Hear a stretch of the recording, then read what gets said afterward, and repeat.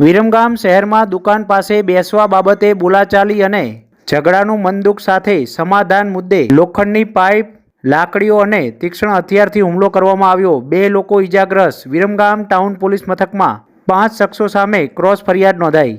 વિરમગામ શહેરના નીલકંઠ રેસિડેન્સી ફ્લેટની નીચે દુકાન પાસે ઓટલામાં બેસવા બાબતે બોલાચાલી બાદ હુમલો કરવામાં આવ્યો હતો।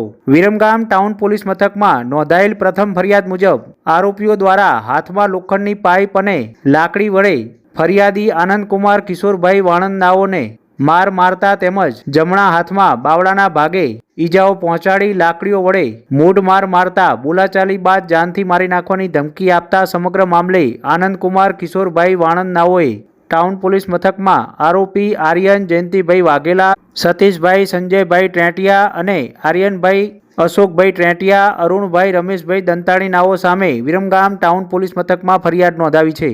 આ જ મુદ્દે અન્ય વધુ એક ફરિયાદમાં ફરિયાદી તથા ફરિયાદીના મિત્રો દ્વારા આરોપી સાથે દુકાનમાં ઓટલા ઉપર દિવાલ પર બેસવા બાબતે બોલાચાલી તથા ઝઘડો થયેલો અને ફરિયાદી તથા મિત્રોને ઝઘડાના સમાધાન કરવા માટે ગયેલા દરમિયાન આરોપી દ્વારા છરીના 2 ઘા મારીને ઈજાઓ પહોંચાડતા સતીશભાઈ સંજયભાઈ ટ્રેટિયા નાઓને ઈજાઓ પહોંચી હતી। સમગ્ર મામલે સતીશભાઈ સંજયભાઈ ટ્રેટિયા દેવીપૂજક નાઓએ વિરમગામ ટાઉન પોલીસ મથકમાં આનંદકુમાર કિશોરભાઈ વાણંદ નાઓ સામે વિરમગામ ટાઉન પોલીસ મથકમાં ફરિયાદ નોંધાવી છે। વિરમગામ ટાઉન પોલીસે એક પક્ષે કુલ 4 અને એક પક્ષે 1 એમ કુલ મળીને 5 સામે ક્રોસ ફરિયાદ નોંધી છે।